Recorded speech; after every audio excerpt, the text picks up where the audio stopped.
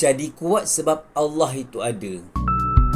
Bila hati ni rasa sakit, rasa perik, rasa dikecewakan, rasa macam frust lah dengan apa yang berlaku, cakap pada diri tu, Allah itu ada. Aku kuat sebab ada Allah. Ingat, orang boleh tinggalkan kita bila-bila masa, walaupun dah mungkin berkahwin lama, tetapi Allah tak pernah pun tinggalkan kita. Allah tak pernah pun abaikan kita.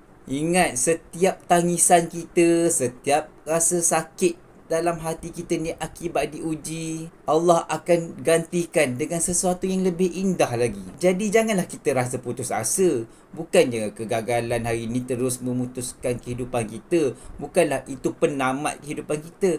Tetapi itu adalah permulaan baru untuk perjalanan yang lebih indah. Allah dah atur dah perjalanan hidup kita ni. Yang penting apa? Yang penting kita jangan ingat Allah bila kita derita, bila kita sakit, bila kita terluka, bila kita jatuh je.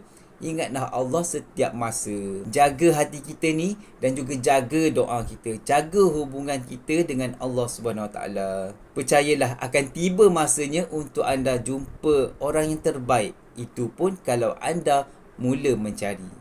Nak mulakan usaha mencari jodoh tapi tak tahu kat mana? Jomlah ke Tijana Omai, tempat orang single berkumpul untuk mencari pasangan hidup masing-masing. InsyaAllah ribuan calon dah jumpa jodoh. Lepas ni giliran anda pula jumpa kat Tijana, okey?